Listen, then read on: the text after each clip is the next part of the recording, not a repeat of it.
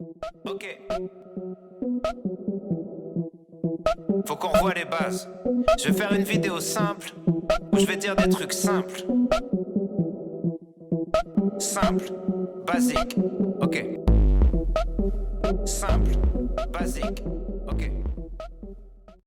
Bonjour à tous, bienvenue dans cette nouvelle vidéo qui aura pour thème aujourd'hui des atomes aux entités plus stables. C'est la partie 1. Alors, on a vu dans les capsules précédentes la notation X à Z, avec Z le numéro atomique qui correspond au nombre de protons, et on a vu que comme l'atome est électriquement neutre, ça correspond aussi au nombre d'électrons. Au collège, on a déjà rencontré les ions négatifs. C'est un atome qui a gagné un ou des électrons, par exemple Cl-, O2-, Br-. Et les ions positifs, c'est un atome qui a perdu un ou des électrons, Na+, H+, Fe3+. Les gaz rares, qu'on appelle aussi les gaz nobles, ils ont une particularité, on va la voir dans un instant. Alors, il y a le néon, l'hélium et l'argon. Leur particularité, c'est qu'ils sont super stables. On dit qu'ils sont inertes. Pourquoi sont-ils inertes?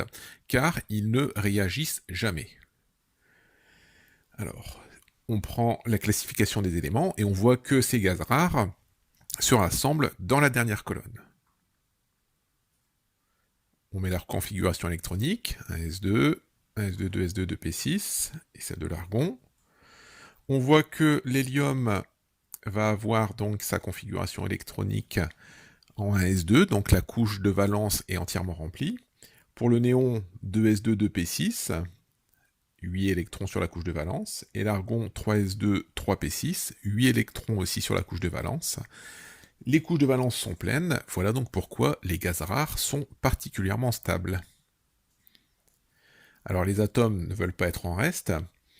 Pour se stabiliser, ils vont essayer de gagner ou perdre des électrons pour acquérir la configuration électronique du gaz noble le plus proche. C'est une règle fondamentale. Deux choix s'offrent à eux, soit former des molécules, c'est ce qu'on verra dans la prochaine capsule vidéo, soit former des ions. On y va? Prenons l'atome de chlore. Alors, on fait apparaître le tableau des éléments. Le chlore est placé ici. Et le gaz rare le plus proche du chlore, ça va être l'argon. Alors, la configuration électronique du chlore, 1s2 et 2s2, et qui se termine donc en 3s2, 3p5. L'argon est donc le gaz rare le plus proche, sa configuration électronique est en 3s2, 3p6. Le chlore va donc essayer d'obtenir la même configuration électronique. Il lui manque un électron, 3p5 au lieu de 3p6. Il va donc essayer d'en gagner un. En gagnant un, il devient un ion chargé négativement, l'ion Cl-. Si je résume ça sur la classification des éléments, donc le chlore va essayer de gagner un électron pour devenir l'ion chlorure Cl-. De la même façon, le soufre va essayer de se rapprocher de la configuration électronique de l'argon en gagnant 2 électrons pour devenir ainsi l'ion S2-. Le phosphore gagne 3 électrons, devient P3-.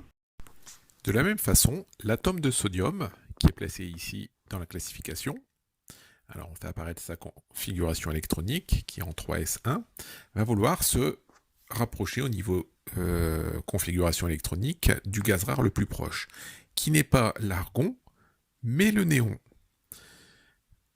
de configuration électronique 2s2, 2p6. Alors, pour ce faire, il va essayer de perdre un électron, donc pour passer de 3s1 à 2s2, 2p6. Comme il perd un électron, il était au départ neutre, il perd un électron négatif, il devient donc un ion positif, Na+. Alors, je résume ça sur la classification. Donc le sodium perd un électron pour devenir un ion Na+. De la même manière, le magnésium va perdre, lui, 2 électrons pour devenir l'ion Mg2+. L'aluminium, 3 électrons pour devenir l'ion Al3+. Alors, si on résume, Donc, on a vu nos gaz rares qui sont particulièrement stables. Les atomes veulent leur ressembler. Et donc, les éléments de la première colonne, pour obtenir la configuration électronique la plus stable possible, vont perdre un électron et être chargés une fois positivement. Ceux de la deuxième colonne vont perdre 2 électrons, devenir chargés 2 fois positivement. Le bore et l'aluminium, 3 fois positivement. Le carbone et le silicium ne forment pas d'ion, donc on ne s'intéresse pas à eux. À l'opposé, le fluor et le chlore vont gagner un électron. L'oxygène et le soufre vont en gagner 2 pour former les ions O2-, S2-. Et l'azote et le phosphore, 3 électrons.